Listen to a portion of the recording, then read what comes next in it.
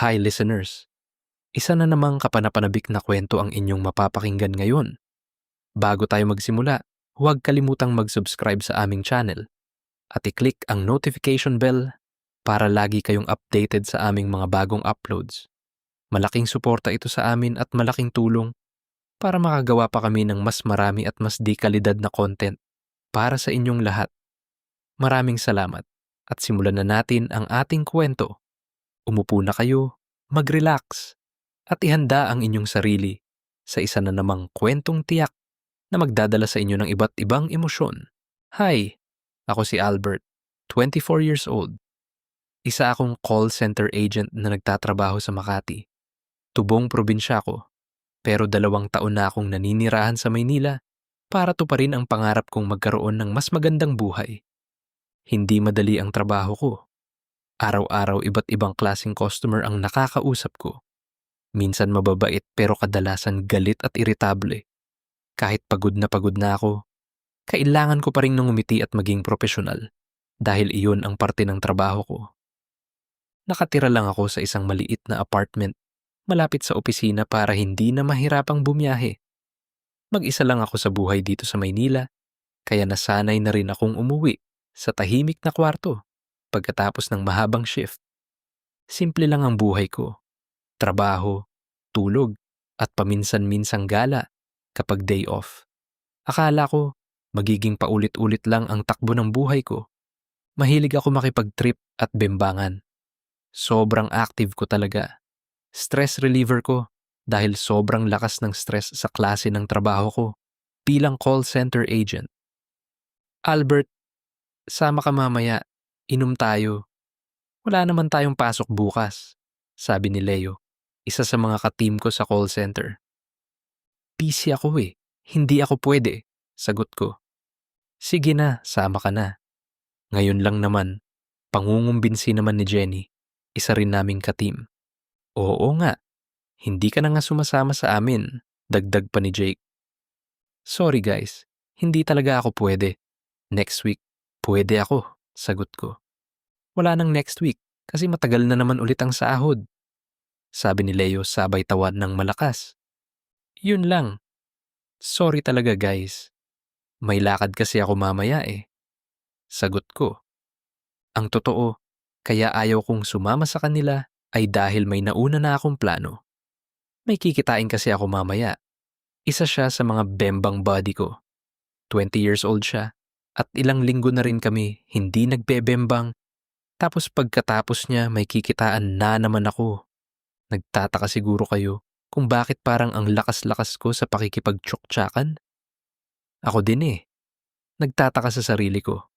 Siguro bahagi lang talaga ito ng edad ko. 24 pa lang ako. Nasa yugto ako ng buhay na gusto kong mag-explore.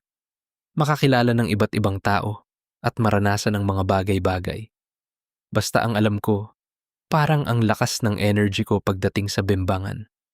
Sobrang inihit ko talaga. Kaya kapag may pagkakataon, hindi ko rin pinapalampas. Pagkatapos ng shift ko, agad akong nag-book ng angkas papuntang Farmers Plaza sa Cubao. Doon kasi kami nagkasundo ang magkita ng isa sa mga bembody ko na si Yolo. Pagdating ko sa Farmers Plaza, agad ko siyang nakita sa harap ng Jollibee. Nakasuot pa siya ng school uniform. Halatang kakagaling lang sa klase. May backpack pa siyang nakasukbit sa isang balikat at hawak ang cellphone habang palingalinga, tila hinihintay ang pagdating ko. Kanina ka pa naghihintay? Tanong ko. Hindi naman. Kakarating ko lang din. Kasama ko pa kasi mga classmate ko kanina. Sagot niya. Kumain ka na ba? Tanong ko ulit. Hindi pa. Sagot ko. Gusto mo bang kumain muna tayo? O mag-take out na lang? Tapos doon na lang natin kainin kapag check-in? Tanong ko. Dito na lang tayo kumain? Nakangiti niyang sagot. Sige, sabi ko. Sabay kaming pumasok sa Jollibee tapos nag-order ako sa counter. Siyempre, dahil student pa lang siya, ako ang sasagot sa pagkain niya. Okay lang naman sa akin kasi magaling naman siya at nasa-satisfy ako. Saka ako din sasagot sa pag-check-in naman pero okay lang din naman pagkatapos naming kumain, nag-check-in na kami. Ilang oras din kaming nanatili roon. Naka 2 rounds kaming dalawa. At pagkatapos nun, nagpaalam na kami sa isa't isa. At pupuntahan ko naman yung isang ka-bem buddy ko sa kondo niya. Nasatisfy naman ako sa ginawa namin ni Yolo, pero gusto ko pa ng ilang round pero sa iba naman. Pagkatapos naming maghiwalay ni Yolo, dumiretso naman ako sa isa ko pang bembang buddy na si Tristan. Saglit lang kaming nagkita dahil pareho kaming may mga lakad pa kinabukasan. Hindi na rin kami nagtagal at nagpaalaman na agad. Pagkatapos noon, umuwi na ako sa apartment ko para magpahinga. Pagkapasok ko sa loob ng room ko, agad kong hinubad ang sapatos ko at ibinagsak ang backpack sa isang sulok. Tahimik ang buong kwarto. Tanging ugong lang ng electric fan ang naririnig ko. Humiga ako sa kama at napatitig sa kisame. Doon ko biglang naramdaman ang lungkot. Hindi ko maintindihan kung bakit. Ilang oras lang ang nakalipas, masaya naman ako. Nakatawa ako, nakipagkuwentuhan, at nagkipagkita pa ako sa 2 kabem ko. Pero pag-uwi ko, pakiramdam ko, mas lalo akong naging mag-isa. Parang may kulang, napaisip ako. Ganito na lang ba palagi? Magkikita, maghihiwalay, tapos uuwi akong mag-isa sa apartment na ito? Marami akong nakikilala, pero wala ni isa sa kanila ang tunay na nakakakilala sa akin. Walang nagtatanong kung kumusta ba talaga ako. Walang naghihintay sa pag-uwi ko. At walang taong pwede kong yakapin kapag gusto ko lang may makasama. Napabuntong hininga ako. Siguro hindi lang pala panandali ang saya ang hinahanap ko. Siguro. Gusto ko na ring maranasan ang magkaroon ng isang taong pipiliin ako araw-araw. Hindi lang kapag convenient o kapag pareho kaming libre. Sa totoo lang, hindi pa ako nagkaroon ng boyfriend o girlfriend. Hindi ko pa naranasang magmahal ng totoo o magkaroon ng isang seryosong relasyon. Marami namang nagsasabi na gwapo raw ako. Matangkad din naman ako at maayos ang trabaho ko. Kaya minsan napapatanong ako sa sarili ko kung bakit parang wala pa ring taong gusto ako maging jowa. Marami na rin akong nakafling at nakilala sa iba't ibang pagkakataon. May mga naging malapit, may mga ilang beses ding nagkita, pero hanggang doon lang palagi. Kapag natapos ang bembang, wala na rin. Tapos na rin ang ugnayan. Minsan naiisip ko, baka ako ang problema. Baka masyado akong takot mag-open up. Baka masyado akong pinoprotektahan ang sarili ko. Kaya hindi ko napapansin na may mga pagkakataong dapat mas naging totoo ako sa nararamdaman ko. O baka naman, hindi pa lang talaga dumarating ang taong handang piliin ako. Hindi lang sa masasayang sandali, kundi pati sa mga araw na wala akong maibigay kundi ang totoong ako. Habang nakahiga ako at nakatitig lang sa kisame, biglang tumunog ang cellphone ko. Meron messenger notification. Nakita ko ang pangalan ni Mama sa chat. Anak, nasaan ka? Nasa presinto kami ngayon. Si Papa mo, meron nakaaway at nahampas niya yung ulo. Nasa ospital ngayon yung lalaki. At kailangan daw operahan. Kailangan namin ng pera. Nakakulong ngayon si Papa mo. Sabi ni Mama sa chat. Hindi ako agad nakapag-reply. Ilang segundo akong natulala habang paulit-ulit kong binabasa ang chat ni Mama. Tapos nag-send chat ulit si Mama. Nanghiram na kami dito sa mga kapitbahay natin. Saka kung kani-kanino. Kulang pa kami ng 100,000. Ibibigay dun sa naaksidente ni Papa mo. Baka may pera ka diyan, sabi ulit ni Mama sa chat. Tinawagan ko agad si Mama at ikinuwento niya sa akin ang buong nangyari. Lasing daw si Papa ng mga oras na yon. May dumaan lang na lalaki sa harap niya. Pero ang akala ni Papa ay pinagyayabangan siya. Dahil doon, nakipagsuntukan siya at nauwi sa paghampas niya ng kahoy sa ulo ng lalaki. Kahit kailan talaga, parang wala nang ginawang matino si Papa. Wala na nga siyang trabaho. Ang lakas pa niyang uminom at manigarilyo. Tapos ngayon, eto na naman kami sa panibagong problema. May naipon naman akong pera. Pero kapag ibinigay ko ito, halos mauubos ang lahat ng ipon ko. Ilang taon ko ring pinaghirapan ang perang iyon. Pero kahit ganoon ang nangyari, naisip ko pa rin si Papa at ang lalaking na disgrasya niya. Ayokong mas lumala pa ang sitwasyon, kaya nagpasya akong ibigay na lang ang lahat ng naipon ko. Masakit man sa loob dahil ilang taon ko iyong pinaghirapan, mas pinili kong tumulong kaysa pabayaan silang harapin ang problema ng mag-isa. Alam ko din, malamang, ako na naman ang magbabayad sa iba pa nilang mga utang. Hindi na yun bago sa akin. Sa tuwing nagkakaproblema ang pamilya namin, parang ako palagi ang inaasahang sasalo sa lahat. Napabuntong hininga na lang ako. Mahigpit kong niyakap ang unan habang nakatitig sa kisame. Pilit na tinatanggap ang katotohanang muli na namang magsisimula ako sa wala. May dalawa naman akong kapatid. Yung isa, nagtatrabaho rin, pero maliit lang ang sinasahod kaya sapat lang para sa sarili niyang pangangailangan. Yung isa naman, nag-aaral pa, kaya wala pa talagang maitutulong sa gastusin ng pamilya. Hindi rin naman kalakihan ang sinasahod ko bilang call center agent. Nagkataon lang na matipid ako at marunong humawak ng pera. Hanggat maaari, iniiwasan kong gumastos sa mga hindi naman kailangan. Kaya kahit papaano ay nakapag-ipon ako sa loob ng ilang taon. Pero ngayon wala na yung naipon ko. Dahil sa lungkot na naramdaman ko sa pagkawala ng ipon ko, bembang na naman ang naging stress reliever ko. Kakabembang ko lang kahapon, pero heto na naman ako. Parang handa na ulit. May nakausap na kasi ako sa G-App at magmi-meet kaming dalawa. Habang naglalakad ako papunta sa location na ipinadala niya, agad ko siyang nakita. Nakatayo siya sa may gate. Tila hinihintay ang pagdating ko. Habang papalapit ako sa kanya, mas lalo kong naaninag ang mukha niya.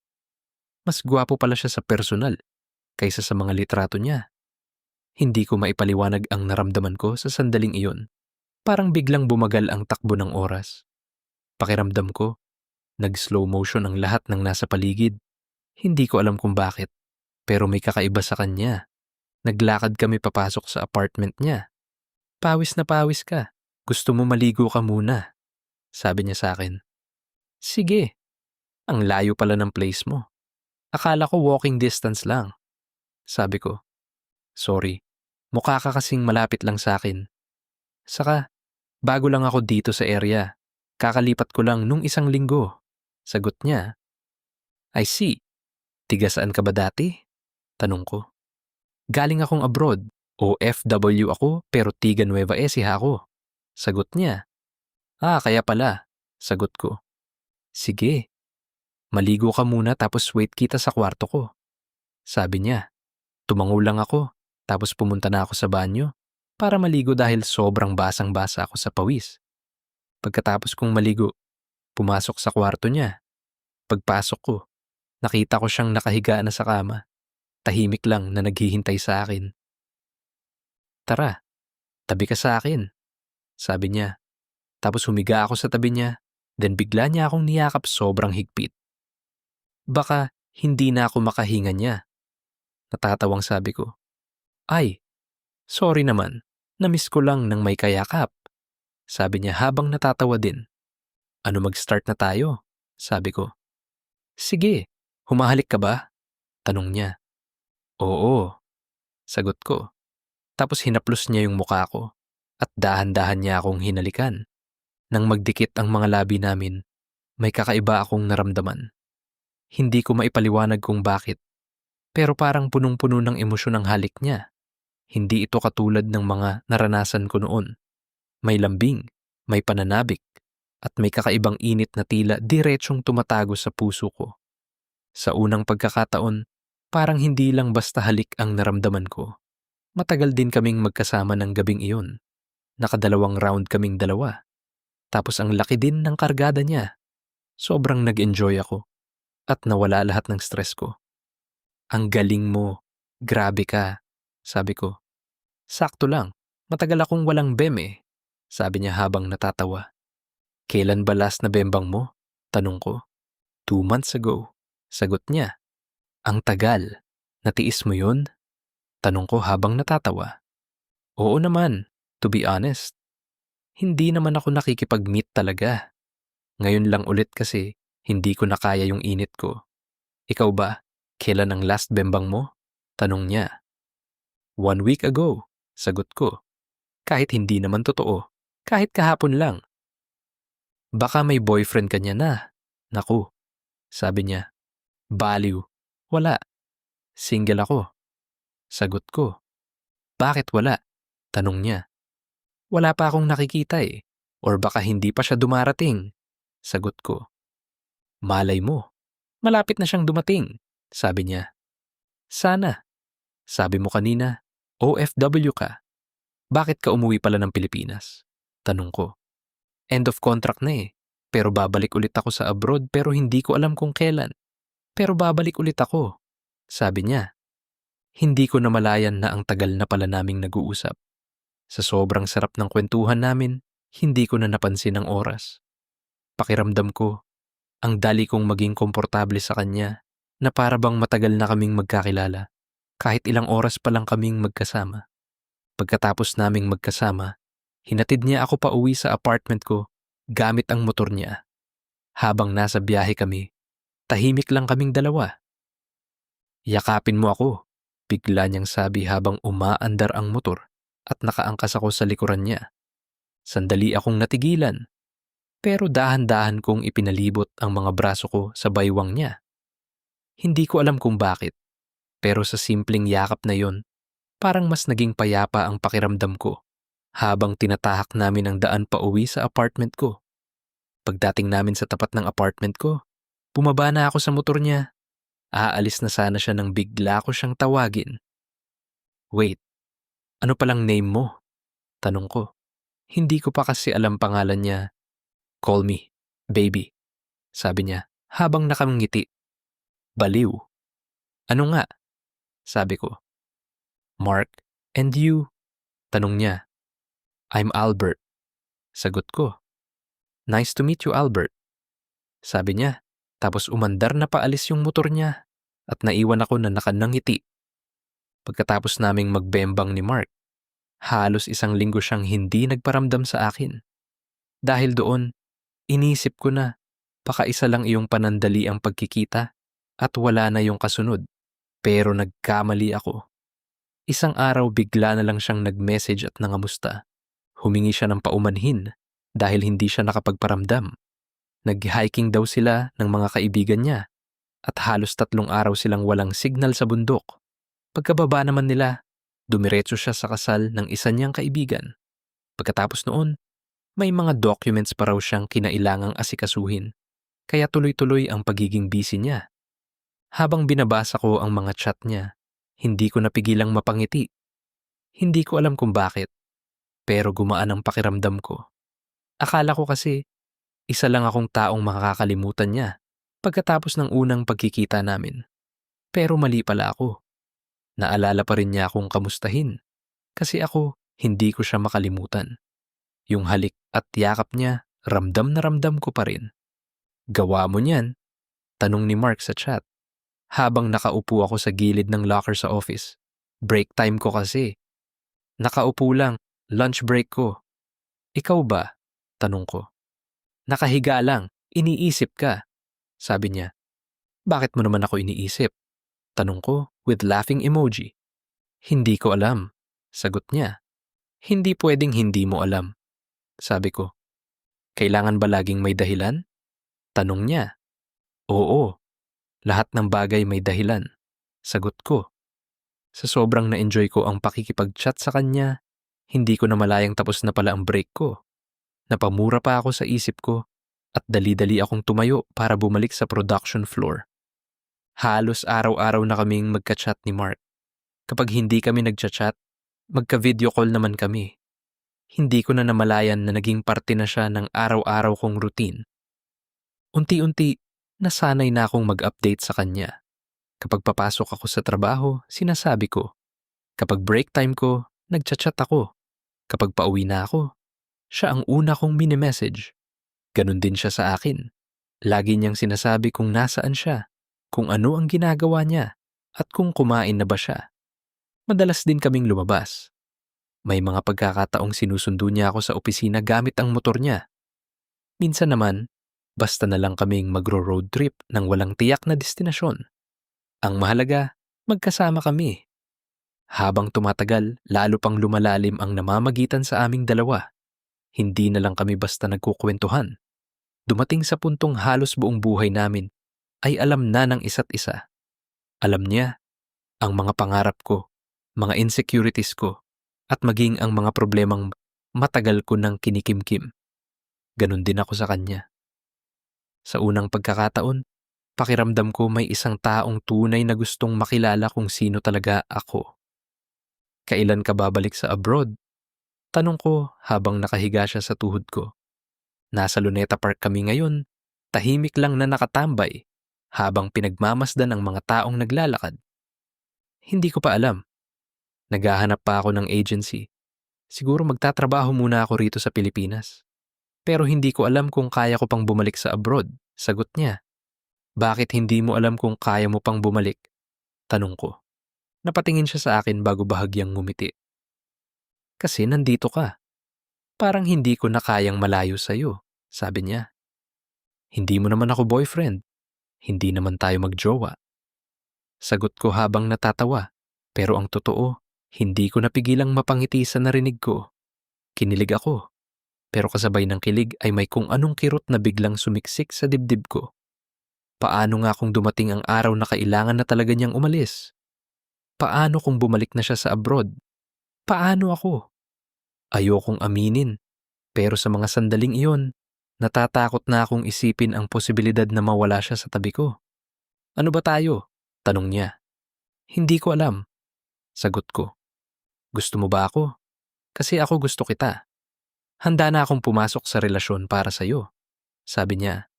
Saglit akong natahimik. Hindi ko alam ang sasabihin ko. Huminga ako ng malalim bago nagsalita. Oo, gusto kita. Gusto kita na palaging kasama. Masaya ako kapag kasama kita, sabi ko. Di boyfriend mo na ako at boyfriend na rin kita. Sabi niya, tapos hinawakan niya yung kamay ko. Seryoso ako sa nararamdaman ko sa'yo, sabi niya. So tayo na, tanong ko. Mahal mo na ba ako? Tanong niya. Oo, mahal na kita, sagot ko. Ako rin, mahal na kita. Kaya simula ngayon, boyfriend mo na ako. At ikaw ang boyfriend ko. Tapos hinalikan niya ako sa labi. At naging official kaming dalawa. First boyfriend ko siya. Hindi ko alam kung ano ang naghihintay sa amin sa hinaharap.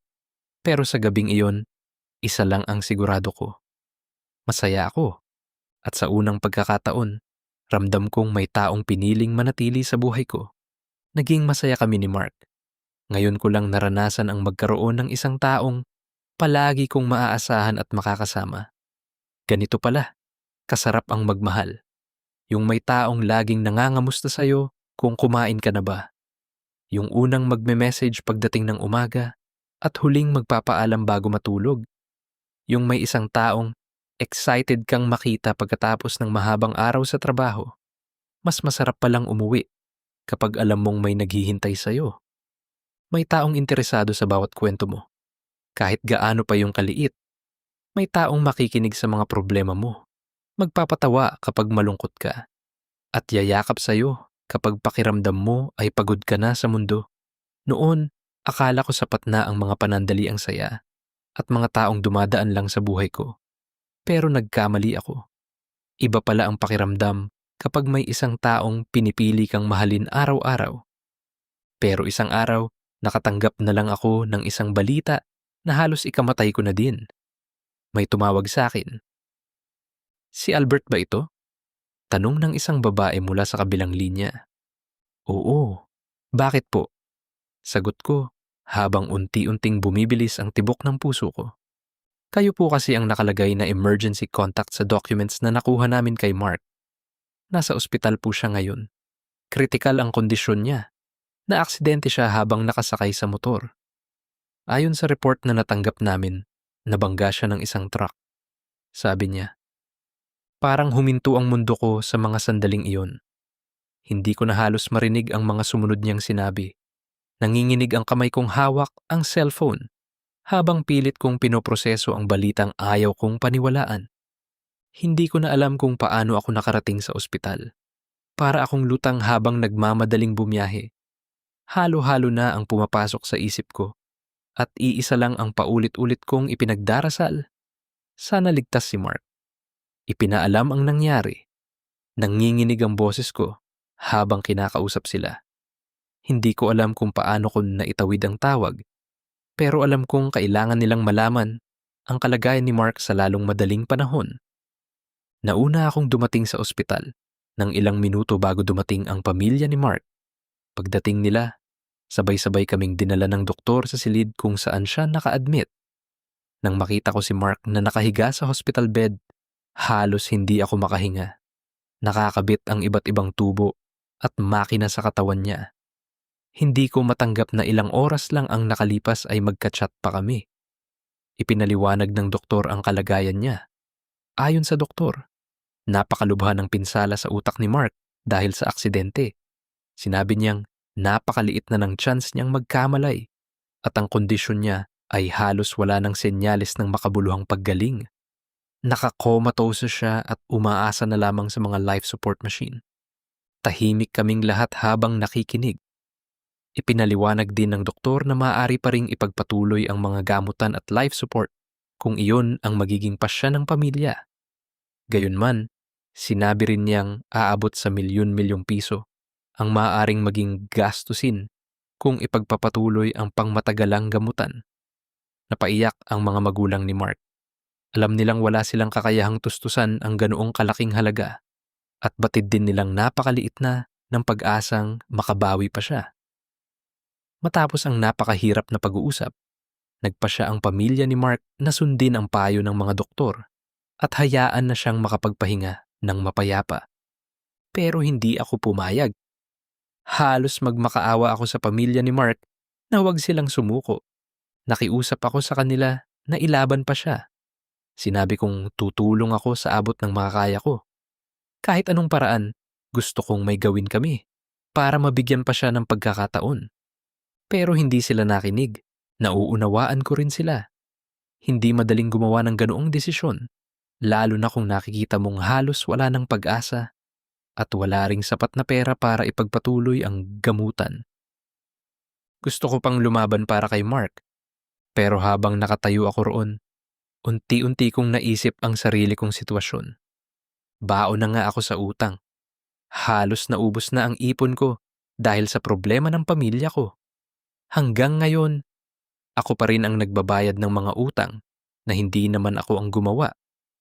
Sa unang pagkakataon, naramdaman kong wala akong magawa.